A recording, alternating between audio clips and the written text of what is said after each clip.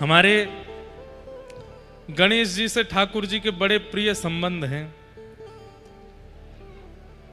अभी आगे प्रसंग आएगा, लेकिन हम अभी सुना देते हैं, महाराज जी दिख गए तो।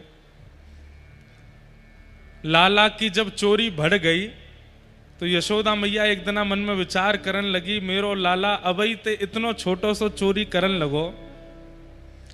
अबई लाला 3 बरस को तो है, और 3 बरस को लाला चोरी करन लगो, कहीं 3 बरस को जब बड़ो होएगा तो ये चोरी करते करते कहीं बहुत ज्यादा चोरी ना करन लगे। मेरो लाला को ब्याह कैसे होएगा?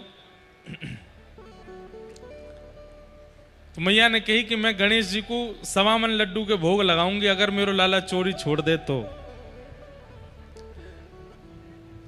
तानपुरा थोड़ा कम कर दो भैया।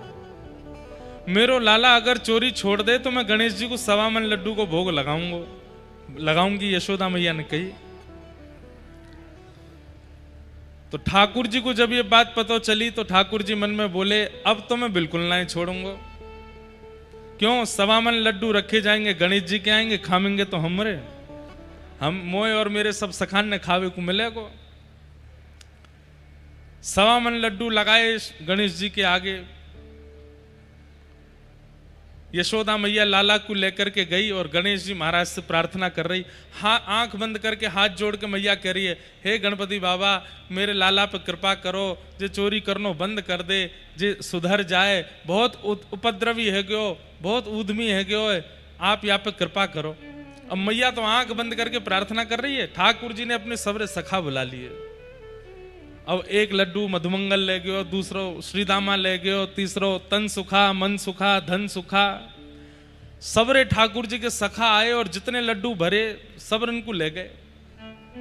एक लड्डू बचो, वो ठाकुर जी खा गए। गणेश जी के आगे सबरो भोग खत्म। यशोदा मैया के जैसे ही नेत्र खुले, हे गणपति बापा मेरी मेरी मेरी या प्रार्थना को स्वीकार करियो, मेरे लाला की चोरी छुड़वाओ। मैया ने जैसी प्रणाम करके भोग की थाली उठाई, मैया बोली, अरे लाला ये सवरे लड्डू कहां गए यहां थे? मैया बोली, लाला सवरे लड्डू कहां गए? ठाकुर जी बोले, मैया अभी तो यहीं धरे, पतो ना कहां चले गए।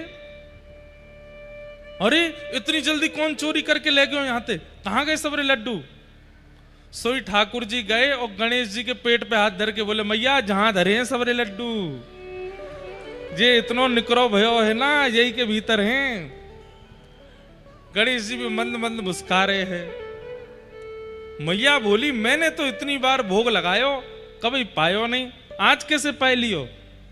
मैया तू हमेशा बिना भाव के भोग लगा देवे, आज तेरे संग मैं हो ना, तू तो आंख बंद कर रही, मैं हाथ जोड़ के प्रार्थना कर रहा हूं। मेरी मैया ने बड़ी मेहनत करके देसी घी के लड्डू बनाए, हे गणेश जी पाए लो। सो गणेश जी प्रकट है के पाए के गए मैया, और दिना तो तू सामने धर के उठाए ले, आज ठाकुर जी पा गए, आज गणेश जी पा गए। और मैया प्रसाद स्वीकार हैवे को यही तात्पर्य है कि देवता आपकी सेवा से प्रसन्न है। मैया तो नाचन लगी, बोले गणेश जी ने मेरे लड्डू पा लिए, या को मतलब है कि आज अब मेरो लाला चोरी छोड़ देगो। लेकिन ठाकुर जी ने फिर भी चोरी नहीं छोड़ी। तो मैया बोली, गणेश जी तो सांचे हैं, लेकिन लाला तेरी चोरी क्यों ना छूट रही है? सांची बता, तू को मेरी सौगंध बादना, गणेश जी के लड्डू कौन ने पाए? तब ठाकुर जी ने सब सत्य बताया, बोले मैया सबरे सखान के संग मैं ही पाए गए हो। गणेश जी तो बेचारे चुपचाप बैठे। ऐसे हमारे लाला सबन के संग आनंद करें। आपको पता है कृष्ण लीला में सब देव पधारे, महादेव भी आए, गणेश जी भी आए, हनुमान जी भी आए, दुर्गा मैया भी आई, जगदम्बा भी, सब आए हैं, और सब छोटी छोटी लीलाएं ठाकुर जी के साथ करके गए हैं। ऐसे हमारे ठाकुर जी, जैसे गणेश जी को लड्डू बहुत प्रिय हैं, ऐसे हमारे ठाकुर जी भी खूब लड्डू भोग लगा में, खूब प्रेम से पवा में। तो आज ठाकुर जी को मंगल जन्मोत्सव भयो है। पूरे ब्रजमंडल में आनंद है रहो है। नंद बाबा को जैसे ही पता चली कि लाला भयो है, कपड़ान सहित कूद गए जमुना जी में।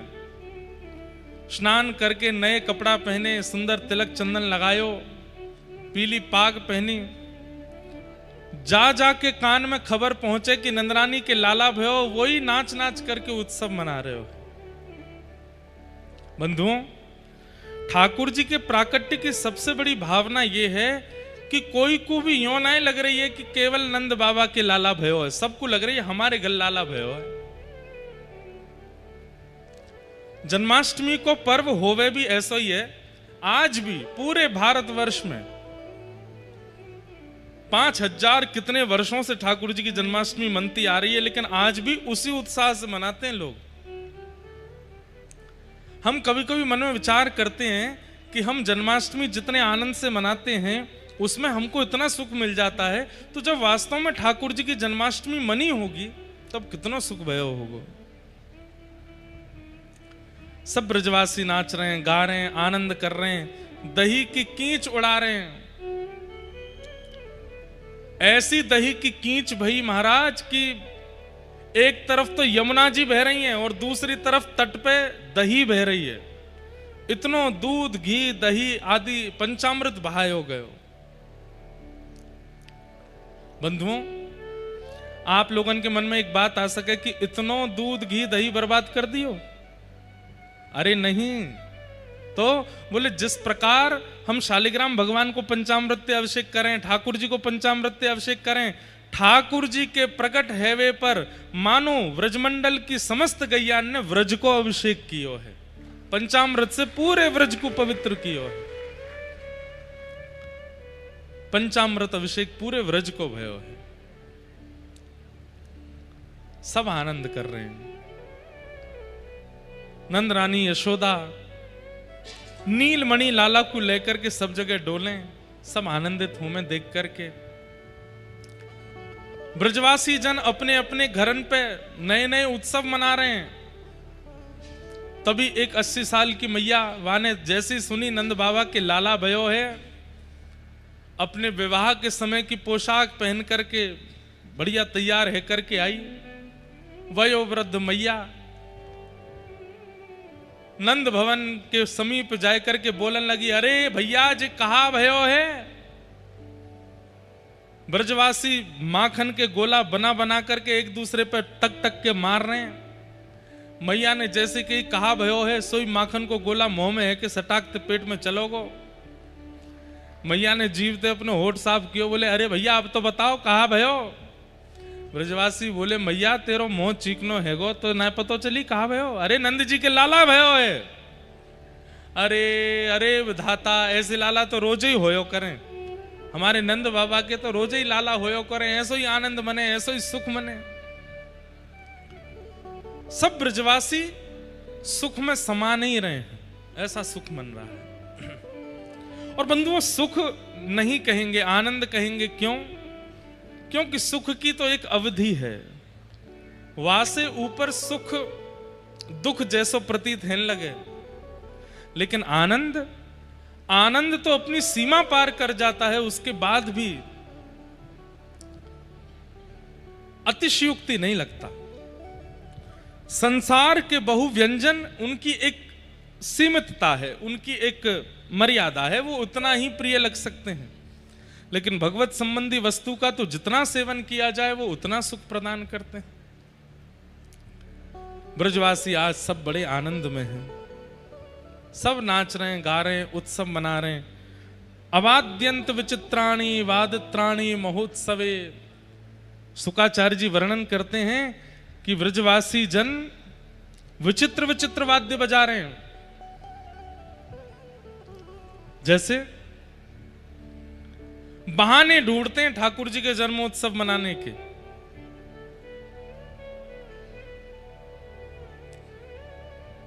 एक सप्ताह बाद सब ब्रजवासी दौड़े दौड़े आते हैं, बोले मैया बधाई दे दे। तो मैया कहें अभी तो बधाई दई लाला के जन्म पर। बोले आज लाला को जन्मदिन है, आज भी बधाई चाहिए। बोले आज का ही को जन्मदिन, लाला तो 7 दिन पहले भयो।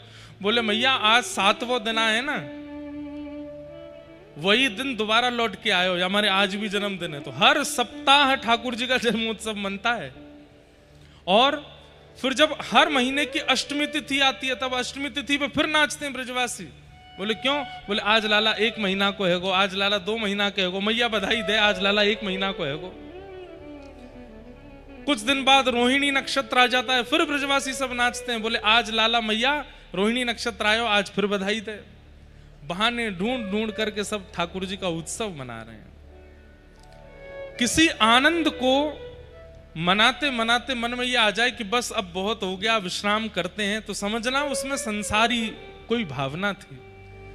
लेकिन जिस क्रिया को करते करते बस ये लगे ये कभी विश्राम ना हो, चलता रहे चलता रहे चलता रहे, समझो वही भगवत उत्सव है जिसमें कभी विश्राम की इच्छा ना हो। आज कथा का 5वां दिन है, कल 6वां दिन है और परसों विश्राम।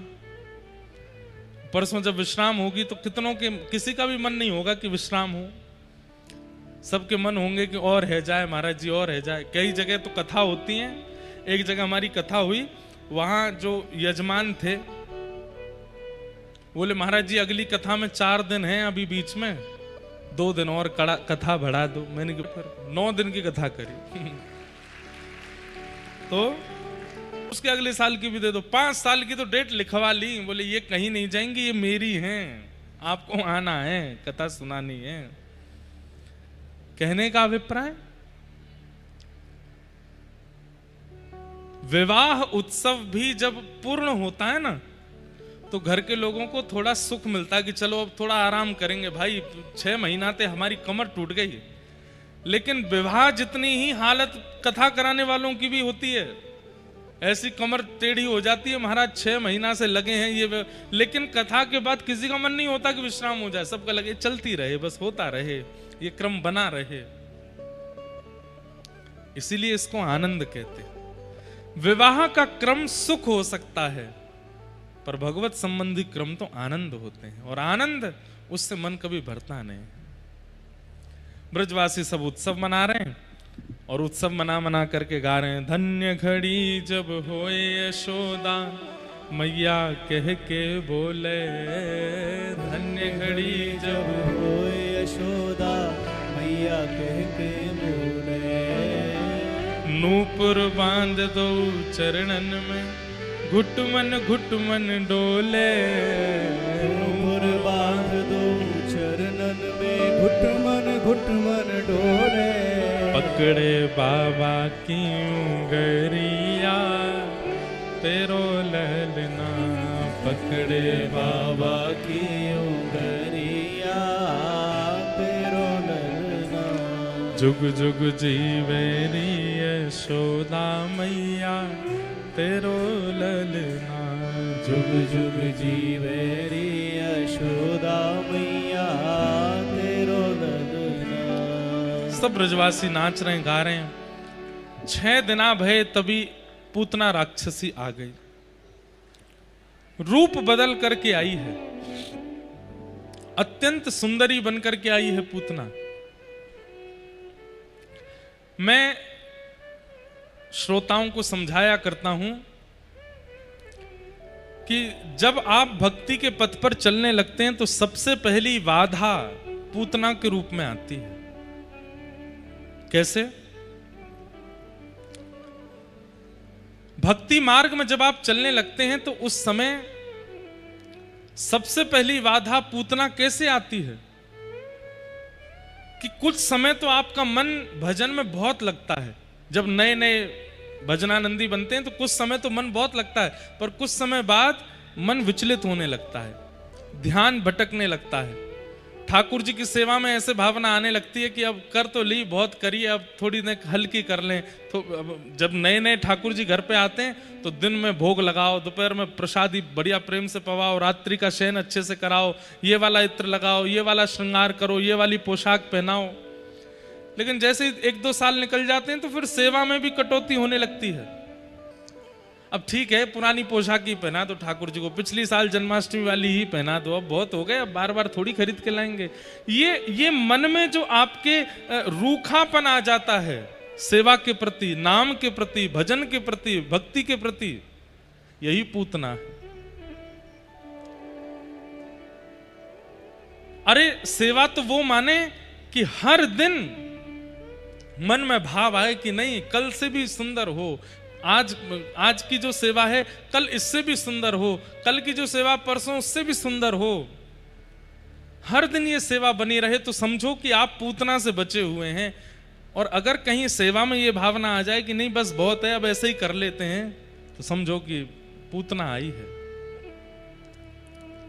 और धीरे धीरे आपने अगर उस पूतना का इलाज नहीं किया तो वो धीरे धीरे पूर्ण रूपेण आपको ठाकुर जी से दूर कर देगी। इसलिए उत्साह घटने मत दिया कीजिए। मतंग ऋषि के सेवा की चोरी करती हैं कौन? सबरी। सब लोग इधर देखो, ध्यान से सुनो। मतंग ऋषि का नियम था, रोज रात्रि 3 बजे उठ जाते, स्नान ध्यान करते और फिर उसके बाद में वन में जाते, वहां से पुष्प तोड़ के लाते, फल तोड़ के लाते, बिल्व पत्र तोड़ के लाते, आकर के फिर गोबर का चौका लगाते, फिर अपने ठाकुर जी की सेवा करते, उसमें पुष्प आदि लगाते, फिर उसके बाद यज्ञ करते, उसके बाद प्रसादी बनाते, फिर पाते। दूर छुप करके सबरी देखती है और उसने इतने भाव से देखा कि मतंग ऋषि कौन से पुष्पों का प्रयोग करते हैं, कौन से फलों का प्रयोग करते हैं, कैसी सेवा करते हैं। वो सारी सेवाएं उनके उठने से पहले ही उनके द्वार पर लाकर के व्यवस्थित कर देती है। मतंग ऋषि जब अपने भवन से बाहर निकलते हैं तो देखते हैं वैसे ही पुष्प जैसे हमारी सेवा में आते हैं, वैसे ही फल, वैसे ही सब लकड़ियां, सब कुछ वो सब व्यवस्थित। 1 दिन हो गया, 2 दिन हो गया, जब बहुत दिन हो गए तो मतंग ऋषि बोले ये मेरी सेवा कौन कर लेता है? और ढूंढने के लिए जाते तो दूर दूर तक कोई नहीं दिखता। एक दिन ऋषि सोए नहीं और अपनी खिड़की पर बैठे बस चुपचाप देखते रहे कि देखूं तो कौन है। और तब देखा कि सबरी जब सामान लग करके बिल्कुल वहां व्यवस्थित रख देती है और केवल ये पुष्प फल आदि लेकर के नहीं आती है, मतंग ऋषि के उठने से पहले गोबर का चौका लगा देती है, सब कुछ इतना व्यवस्थित कर देती है। ऋषि को क्रोध भी आता है कि मेरी सेवा की चोरी कौन कर रहा है, और दूसरा फिर उनको दया भी आती है कि ये कौन है जो इतने भाव से सेवा कर रहा है। बंधुओं, हम लोग संसारी जीव हैं। हम जैसा आज करते हैं ना, कल हमारे आज वाले क्रिया में थोड़ी कटौती होती है। जैसे आज मेहमान घर पर आए तो आज जैसा स्वागत होगा, कल अगर वो दोबारा आए तो कल वैसा नहीं होगा। कल थोड़ी उसमें थोड़ा खारापन आ जाएगा, परसों थोड़ा और खारापन आ जाएगा, उसके अगले दिन थोड़ा और खारापन आ जाएगा। और बार बार ही वो आते रहे तो फिर हम पूछेंगे भी नहीं, गेट पे भी नहीं जाएंगे। अब गेट खुला है, भीतर आ जाओ, चुपचाप अपने आप ही आ जाओ। जैसे नए नए जमाई बनते हैं, कोई जो लोग बने उन्हें पता होगा, हमें तो नहीं पता, पर जो नए नए जमाई बनते हैं पहली बार ससुराल जाते हैं तो सास कितना स्वागत करती है। साली साहिबा बिल्कुल महाराज जीजा जी को ऐसे रखते पलकों पर। लेकिन जब जीजा जी 1, 2, 3, 4, 5 साल पुराने हो जाते हैं, फिर जीजा जी आके बाहर फोन कर रहे हैं, अरे कोई गेट तो खोल दो। क्यों? ये मानव का स्वभाव है कि उसका प्रेम प्रति क्षण घटता है, हर दिन घटता है।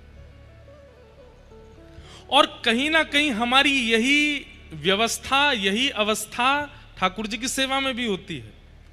वहां पर भी हमारा जो उत्साह है प्रतिदिन घटता रहता है।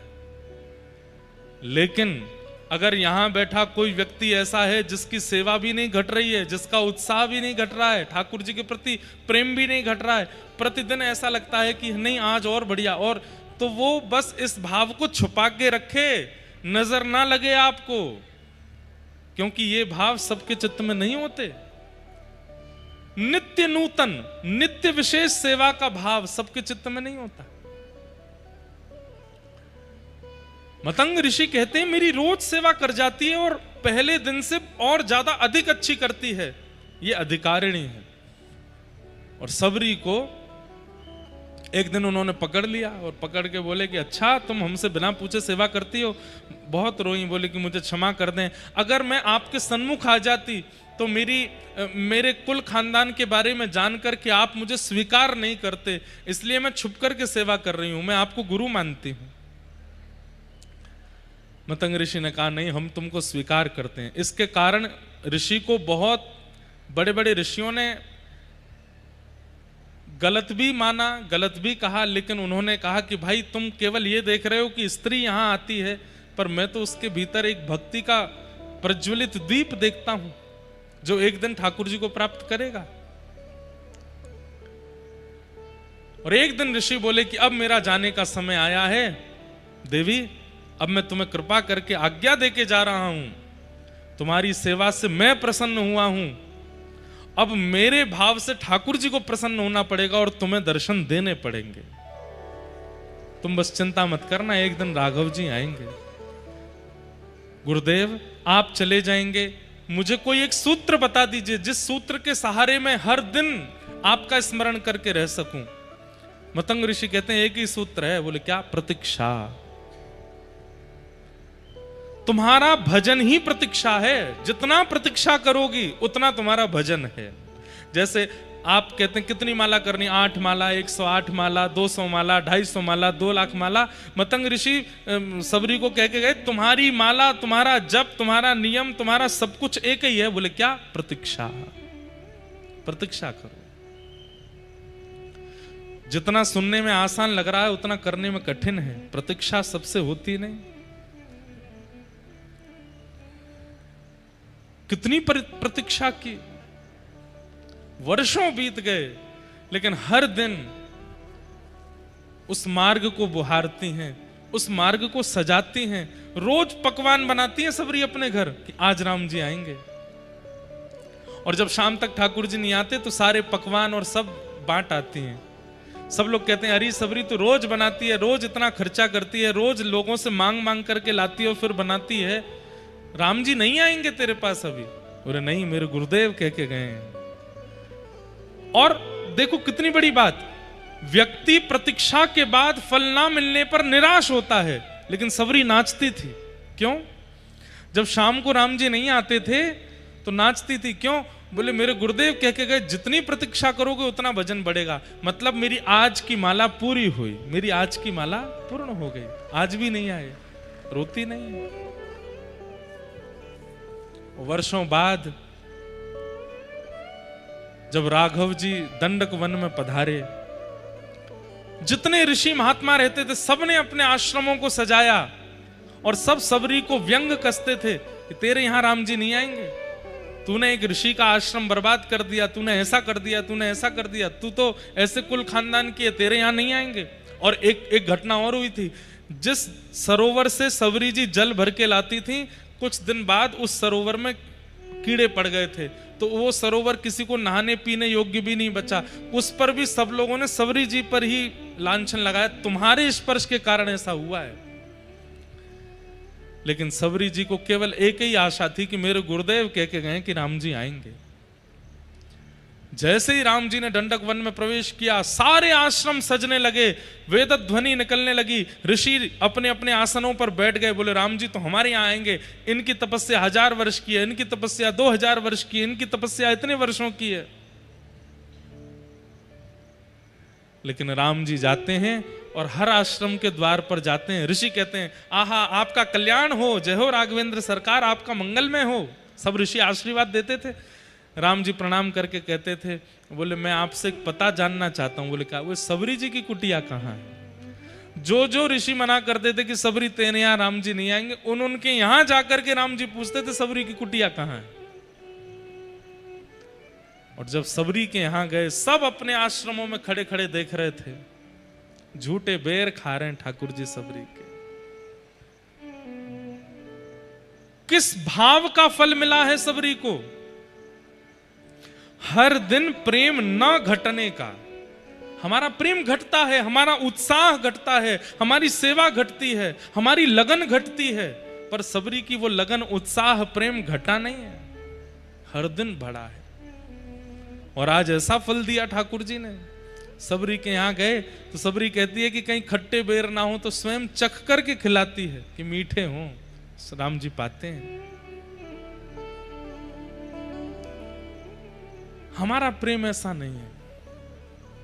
हमारा प्रेम तो घटने वाला है, हर दिन हमारा ये एक प्रकार से आप ये कह सकते हैं कि ये एक आपका टेस्ट है। जैसे ब्लड टेस्ट होता है, आपके ऑर्गन्स के टेस्ट होते हैं, बॉडी टेस्ट होता है, ऐसी भजन का भी एक टेस्ट होता है। क्या? अगर आपका उत्साह घट रहा है इसका मतलब भजन कर नहीं रहे हो, इसका मतलब दंभ है चित्त में।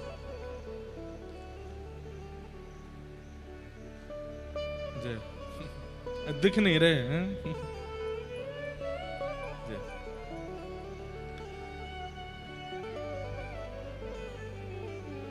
महाराज जी को दिखाई नहीं दे रहे तो महाराज जी नीचे विराज गए और हमारे प्रभु जी भी नीचे बैठ गए। देखो ऐसे होते हैं श्रोता। आप लोगन की तरह नहीं, या मैं कोनी मार या के बालन ने खींच पीछे कर नीचे बैठ चिल्ला रहे किल्ला रहे, ऐसे होते हैं। वहां ब्राह्मण देवता बेचारों को गर्मी लग रही है, अपने आप ही पंखा चल रहे हैं। एक पंखा लगवा दो भैया, छोटा यहाँ पे एक ही व्यक्ति उठना, सब मत उठ जाना।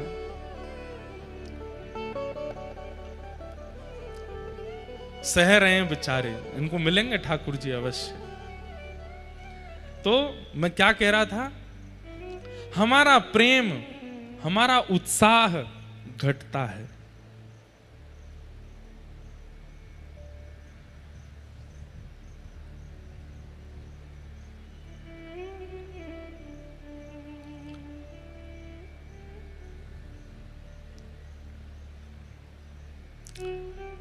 उत्साह बढ़े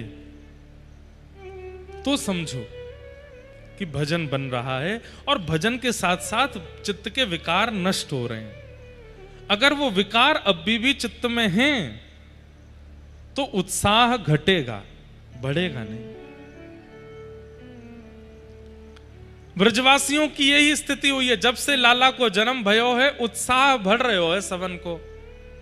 आज ऐसे उत्सव मनाएंगे, आज तो अष्टमी है, लाला को जन्मोत्सव मनेगो। आज तो बुधवार है, लाला को जन्मोत्सव मनेगो। अरे मैया आज तो मंगलवार है, लाला को मैया के मंगलवार को काई को उत्सव होएगो। बोले मैया तेरे लाला ने आंख तो मंगलवार को खोली ना, वाको उत्सव मनेगो। हर मंगलवार को आंख खोलवे को उत्सव।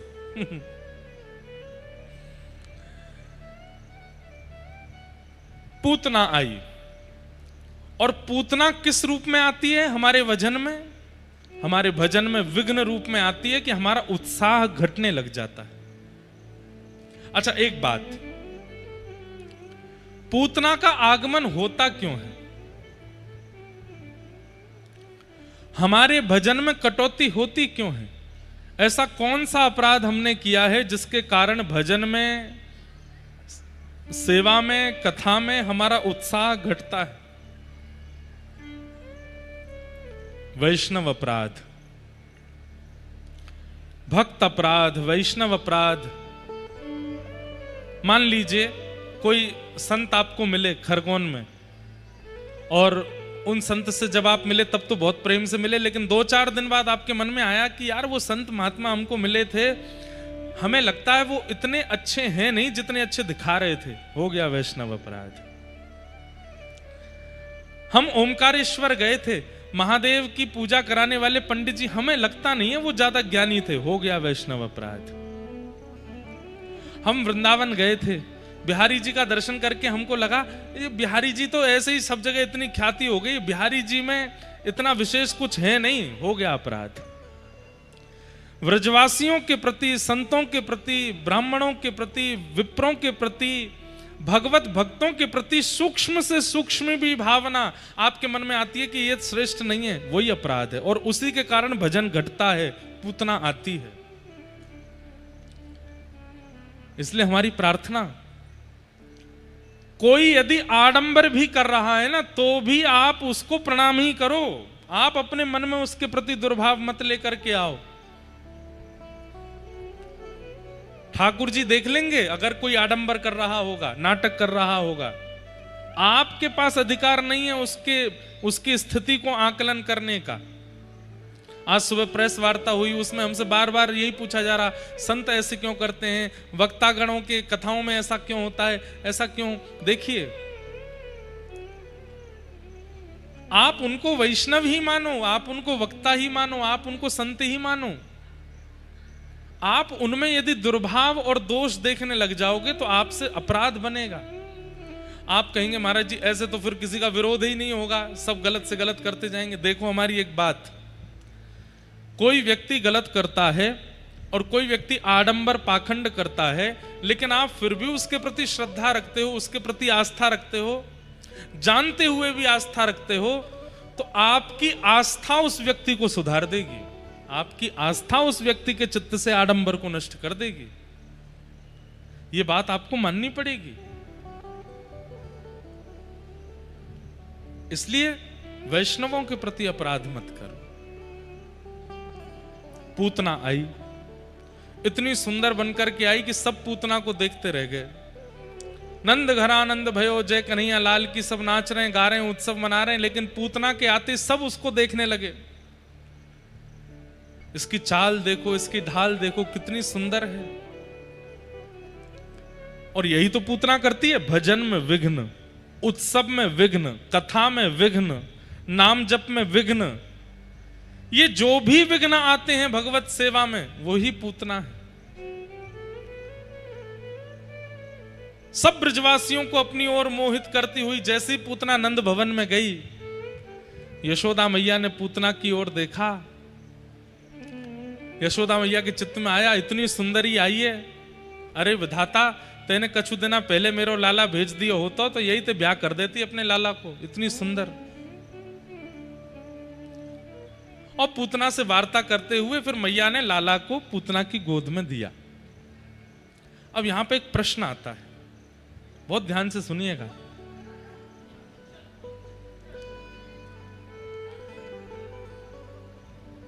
यशोदा मैया, चलो मानते हैं कि सब ब्रजवासी तो सामान्य हैं, लेकिन यशोदा मैया जिन्हें भगवान ने अपनी मां के रूप में स्वीकार किया, उनको तो इतना विवेक होना चाहिए था कि किसकी गोद में लाला को दें, किसकी गोद में ना दें। फिर यशोदा मैया ने ठाकुर जी को पूतना की गोद में क्यों दिया, इसके पीछे कारण क्या है? देखो, एक बात सबको पता है कि पूतना की गोद में जाती ठाकुर जी ने अपने नेत्र बंद कर लिए, देखा नहीं पूतना की ओर। लेकिन यशोदा मैया ने लाला पूतना की गोद में यामारे दिए, क्योंकि यशोदा कौन है? यशः ददाती, जो यश प्रदान करे उसका नाम है यशोदा। मतलब कार्य स्वयं करने के बाद दूसरे को श्रेय दे दे, उनको यशोदा कहते हैं। भोजन स्वयं बनाया, लेकिन बता किसका दिया? नहीं, उन्होंने बनाया, उन्होंने किया।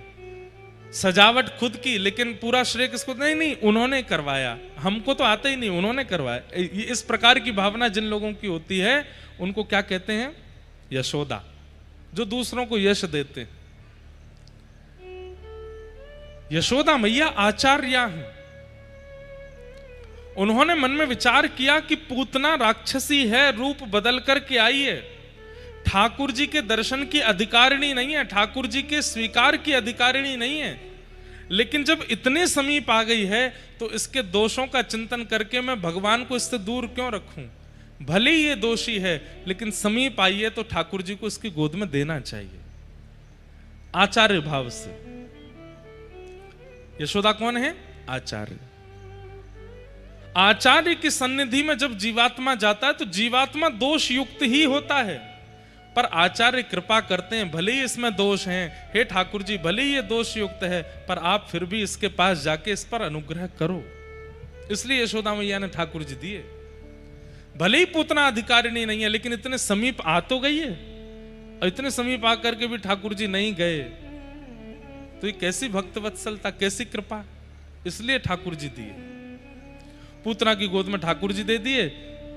भगवान ने अपने दोनों नेत्र बंद कर लिए, नहीं देखा पूतना को। क्यों? दो कारणों से ठाकुर जी ने नहीं देखा। पहला कारण, पूतना अपने वास्तविक रूप में नहीं आई है, रूप बदल करके आई है। और दूसरा कारण, पूतना भजनानंदियों के भजन में विघ्न डालती हुई आई है। समझ में आई बात? दो लोग ऐसे हैं जिनको ठाकुर जी नहीं देखते। पहले वो जो अपने रूप को परिवर्तित करते हुए घूमते हैं, जैसा उनका रूप स्वभाव गुण है वैसे नहीं रहते हैं, उसको छुपा करके घूमते हैं तो राक्षस लेकिन बने घूम रहे महात्मा, हैं तो व्यसनी पर बने घूम रहे महासात्विक। ऐसे लोगों को ठाकुर जी नहीं देखते। हैं तो लोभी, हैं तो क्रोधी, लेकिन दिखाएंगे कि हम तो बहुत सौम्य हैं, हमें तो गुस्सा आता ही नहीं, मन ही मन फूटे जा रहे हैं। हैं तो कामी, लेकिन दिखाएंगे ऐसे कि वो तो उनसे बड़ा कोई ब्रह्मचारी नहीं है। ऐसे लोगों को ठाकुर जी नहीं देखते। आप कहोगे तो महाराज जी क्या करें, अपने दोष को सब जगह दिखाते घूमे कि देखो हम तो ये हैं, हम तो ये नहीं। सबको दिखाते मत घूमो, लेकिन उस पर पर्दा डालते हुए भी तो मत घूमो। क्रोधी हैं तो हैं, ठाकुर जी के सामने जाके नित्य प्रार्थना करो, नाथ मेरा क्रोध कम कीजिए, मुझे क्रोध करना अच्छा नहीं लगता। कामी हैं, ठाकुर जी से प्रार्थना करो, हे नाथ कृपा कीजिए, मेरे अंदर ये दोष बहुत ज्यादा उछाल मार रहा है, इसको घटा दीजिए। मेरा भजन मेरा जप इसीलिए है कि मेरा दोष नष्ट हो। इससे क्या हुआ? आपने स्वीकार किया और ठाकुर जी के सामने प्रस्तुत किया। ठाकुर जी इससे प्रसन्न होते हैं। व्यक्ति मंदिर में जाता है, कभी अपने दोष बोलता है? सदैव जाकर के ठाकुर जी से कहेगा, हे नाथ ये बनवा दीजिए, ये करवा दीजिए, वो करवा दीजिए, ऐसा करवा दीजिए, वैसा करवा दीजिए। ठाकुर जी कहते हैं ये सब करवा दीजिए, और जो पहले से रोग तेरे अंदर हैं उनके बारे में तूने कहा नहीं। मतलब वैद्य के पास जाकर के आप ये औषधि मांग रहे हो कि ऐसी औषधि दो मुझे भूख लगने लग जाए, ऐसी औषधि दो मैं कुछ भी खाऊं मेरा वजन ना बढ़े, ऐसी औषधि दो मैं ये कर लूं, मैं वो कर लूं, मेरे अंदर ताकत आ जाए, मेरी इम्यून पावर तेज हो जाए। वैद्य कहेगा वो सब तो ठीक है, पहले ये तो बताओ तुम्हारा कोलेस्ट्रॉल वगैरह तो नहीं बढ़ा हुआ है, शुगर तो बढ़ा हुआ नहीं है, लिवर फंक्शन ठीक तो कर रहा है, पेट ठीक है ना, लंग्स में कोई दिक्कत तो नहीं है। आजकल के डॉक्टर चेकअप करा लेते हैं तो चेकअप में सब निकल आता है। पहले के रोग जब तक दूर होंगे नहीं, आप अधिक औषधि कैसे मांग सकते हैं ठाकुर जी से? हम लोग यही करते हैं, हम जाकर के केवल मांगते हैं। ठाकुर जी कहते हैं पहले अपने रोग तो ठीक करो। क्रोध है, लोभ है, ईर्ष्या है, द्वेष है, इतना सब कुछ तुम्हारा बिगड़ा हुआ है मन में, उसको तो पहले स्वस्थ करो। पूतना को दो कारणों से ठाकुर जी ने नहीं देखा। पहला, रूप बदल के आई। दूसरा, रूप बदल के आई तो आई, जितने लोग उत्सव मना रहे थे सबका उत्सव छुड़वाती हुई आई है, ठाकुर जी ने नहीं देखा। और जैसी पूतना के गोद में जाके भगवान ने नेत्रबंद किए, पूतना ने अपना पयोधर भगवान के मुख में दिया। ठाकुर जी ने पहले तो उसके रस तत्वों को पिया, पुण्यों को पिया, पापों को पिया, विष को पिया, और अंत में प्राणी समम रोष समन्वितो पिबत, उसके प्राणों को पीने लगे। और जैसे ही प्राण पिए, पूतना अपने वास्तविक रूप में प्रकट हो गई और विशाल विकराल रूप धारण कर लिया। सामुंच मुंचाल मिति प्रभाषिणी, ठाकुर जी को पकड़ करके दूर करने लगी। लेकिन जैसे कोई डाल वृक्ष को पकड़े होती है, कितना भी खींचो अलग नहीं होती है, ऐसे ही ठाकुर जी ने उसके पयोधर को पकड़ा हुआ है। खूब प्रयास करने पर भी ठाकुर जी जब दूर नहीं हुए, अरे बालक छोड़, अरे बालक छोड़ चिल्लाने लगी। हमारे पूज्य पिताजी कहते हैं पूतना को देख करके ठाकुर जी बोल पड़े। 6 दिन के ठाकुर जी बोल पड़े। कहा बोले? मौसी जी हम पे तो पकड़वो ही आवे, छोड़वो ना आवे। और जो एक बार पकड़ में आ जाए ना, वाकू फिर ठिकाने लगा के छोड़े हम। भक्त आ जाए तो वाकू चरणंते लगा के छोड़े, और राक्षस आ जाए तो वैकुंठ पहुंचा के छोड़े। कहते हैं पूतना के प्राण यहां मारे निकल गए कि 6 दिना को बालक बोल लो है। विशाल रूप धारण करके पूतना नंद भवन के पीछे गिरी, कितने खेत उसके नीचे चकनाचूर हो गए। अच्छा, इसमें एक हमारी लीला पूज्य नाना जी सुनाते थे हमें। नाना जी की हमारी इनकी बात हमको रह रह के याद आती है। नाना जी बताते थे, असंभवतः आज पहली बार याद आई है ये वाली बात। बोले लाला, पूतना राक्षसी अपने रूप में परिवर्तित है गई, यहां तक तो बात समझ में आवे, लेकिन वो विशाल क्यों हो गई, वो इतनी बड़ी काई को है गई। हमने कही नाना जी बचवे के काजे बड़ी भई होगी कि बड़ी है जाऊंगी तो नेक्स्ट से लाला होएगा तो लाला को खींच के दूर कर दूंगी। तो नाना जी हमारे बोले नहीं, इसके पीछे दूसरा कारण है। बोले क्या? 6 दिना के लाला है गए और इन 6 दिना में लाखों ब्रजवासियों में से 1,500-2 हजार ही ब्रजवासी हैं जिन्होंने लाला के दर्शन किए, बाकी अब भी बाहर ही खड़े हैं और प्रतीक्षा कर रहे हैं लाला के हमें दर्शन है जाएं, लाला के हमें दर्शन है जाएं। यशोदा मैया लाला को बाहर ला नहीं रही है और नियम भी है कि छठी तक बाहर आना भी नहीं चाहिए। तो ठाकुर जी मन में विचार करने लगे कि इतने सारे ब्रजवासी सब मेरी प्रतीक्षा में बाहर खड़े हैं, उनके काजे अब मोए बाहर जाना पड़ेगा और ये पूतना नेक्सी सी रहेगी, यहीं मर जावेगी, गिरेगी, ये विशाल है जाएगी तो या को बाहर जाके गिरना पड़ेगा और या के बहाने हम भी बाहर चले जाएंगे। तो पूतना की गोद से उतारते समय लाखों ब्रजवासी जो हैं सबको मेरे दर्शन है जाएंगे। मैंने कहा हाँ नाना जी ये बात तो सही है।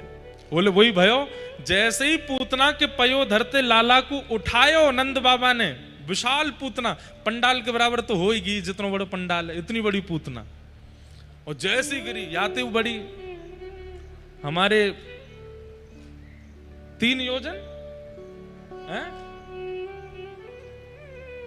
6 कोस ले, एक कोस में 3 किलोमीटर, एक कोस में 3 किलोमीटर, 6 कोस की में 12 किलोमीटर की 18 किलोमीटर की थी। अब सोच लो यहां से 18 किलोमीटर कहां तक है, इतनी बड़ी पूतना भाई। ले हम तो सोच रहे कि नेका पंडाल के बराबर भाई होगी। 18 किलोमीटर अगर खड़ा कर दिया जाए तो बादलों से भी ऊपर चले जाएंगे। इतनी लंबी पूतना है गई, मानो ठाकुर जी ने 84 कोस में दूर दूर तक जितने ब्रजवासी हैं सबन को दर्शन दे दियो एक बार में। लो हमारे दर्शन कर लो।